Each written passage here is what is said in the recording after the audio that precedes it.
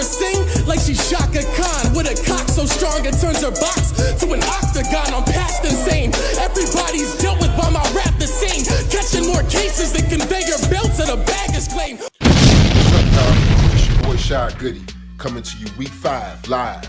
You know what this is. This is the tape. All right, after 4 weeks, it took the Bears to get on the win column. They finally got their first notch behind the leg Robbie Gould against the Oakland Raiders. So it was good to see that team get on the board for the first time this year on the lakefront. Hopefully they can keep that momentum going because they're going to need it. They're going up to Arrowhead Stadium in Kansas City where they're definitely going to need that momentum because it's one of the tough places to play in the league. So let's check out this week 5 matchup as the Bears take on the Kansas City Chiefs. Offense.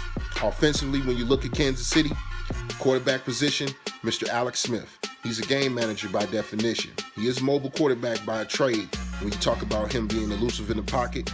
So when you look at him the outside of position and see what he has to throw to, it's Mr. Jeremy Maclin, newly acquired wide receiver from the Philadelphia Eagles last year. Now this guy is averaging over 14 yards per catch, so you're talking about a big play guy. If you're talking about Mr. Yak, this is a guy you're going to have to tackle and wrap up early because he could definitely make you look foolish.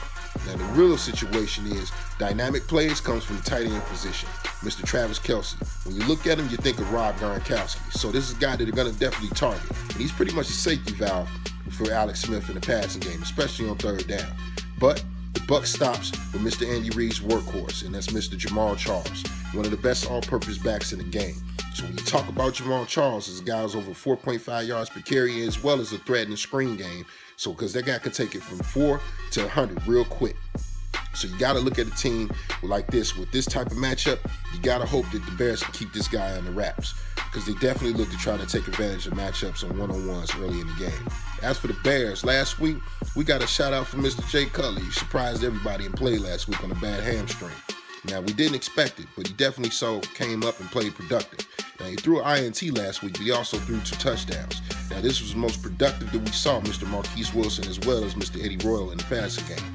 Now, Will Montgomery's lost for the year due to a broken fibula, but Mr. Matt Slauson stepped in admirably.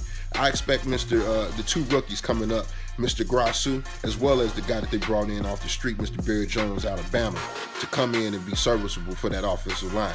Each week you've seen Kyle Long got a little bit progressively better each week, and I expect it to continue. Now, Mr. Workhorse Matt Forte is also a dual-purpose running back, one of the best in the fucking business, still averaging 4.5 yards per carry. You'd love to see Matt get a little bit more explosive in the run game, as long as running the season is 27 yards. So you got to look at Adam Gase being able to dial up a little bit more run game. And this might be the week that you see them go hard play action off of it, so watch it. So when you take things into consideration, the Bears on the road versus the home team Chiefs, advantage offense, Bears. Now defense. When you look at the defensive side of the ball, when you look at talent, it's not close. The Chiefs are one of the most talented defensive units in football, led by that front 7 and linebacking core, Mr. Derrick Johnson, Tamba Ali, Justin Houston. 3 nasty fuckers coming at your quarterback. And if you can't get those guys blocked up early and often, it's going to be a long day at the fucking yard. Now, the Chiefs have struggled to stop the run overall in these first 4 weeks. So I expect the Bears to draw a heavy fucking dose of run game. And they won a lot of max protection last week for the Bears running the ball. So the Chiefs are definitely going to have 8 in the box. And that 8th man is Mr. Eric Berry, an all-pro safety that's been really productive for the Chiefs when he's been on the field. And when you look at the corner and the back end, the Chiefs have been really bad in the pass game. They're allowing the 31st more pass game in the league. When you're talking about teams challenging them vertically, they've given them a lot of big plays. Now, they do have some athletic corners led by the rookie corner, Mr. Jason Peters out of Washington. So you got to really scratch your head to figure out what's going on there. And it's a product of it is if they can't stop the run, you can't rush the passer. So that's exposed that defensive backfield. Now for the Bears, they're trending upward. That front 7 led by Parnell McPhee is each week he's getting nastier and nastier. He's playing violent like he said he would. Now Jarvis Jenkins has definitely been a surprise because he's outshined Mr. Ego Ferguson so far after the first 4 weeks.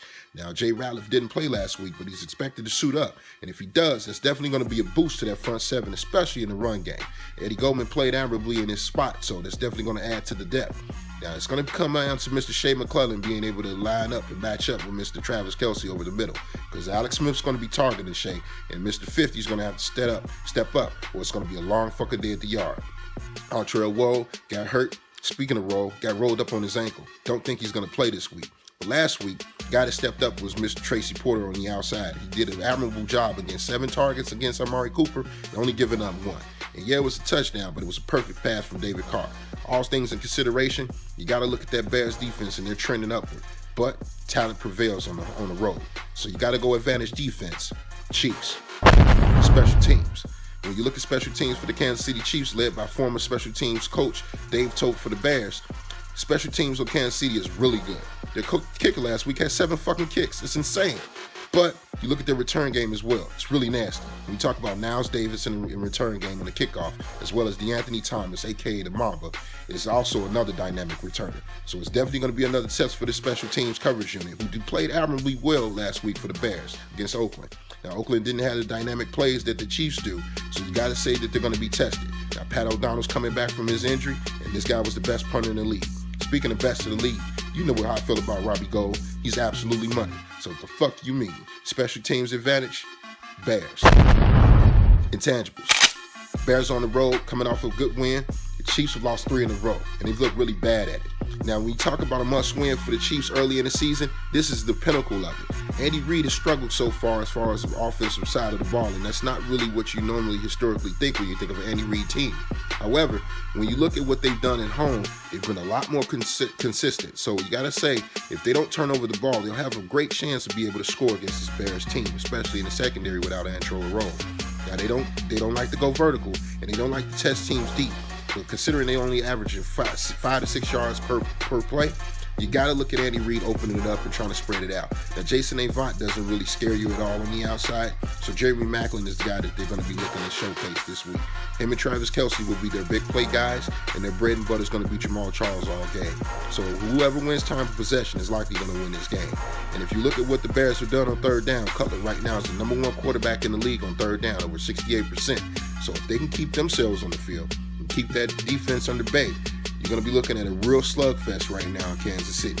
So it's all going to come down to me if Alshon Jeffrey plays. The Bears have just been lacking that one big play guy. And as of yet, they haven't had it. And out of 4 games, they've won 1. So you got to go over percentages here. Bears on the road, it's going to be a tough game. Do they have a shot? Absolutely. But all things considered, I'm going to go with the outcome as the outcome. Bears, 18. Chiefs, 23. Last week I was wrong. If I'm wrong again, I wouldn't be surprised. However, I'm not going to put my money on it. This has been Shad Goodie from the tape. I appreciate the support. You know where you can find me this Sunday, live in-game thread on Shad on Sports. Also, holler at your boy on Twitter because I'm talking that shit. Remember, if you pop that motherfucking grill open, look a shot for your boy. My pop's birthday is this weekend, so once again, if y'all want to fall through, you know we're going to be pouring it up. As well, shout out to the boys next for the production help, my dude. You the man. Happy belated. This has been your boy Shad Goodie from the tape. I'll at you next week. Hey man, what a time to be alive. You and yours versus me and mine. Are we talking teams? Are we talking teams? Are you switching sides? Wanna come with me?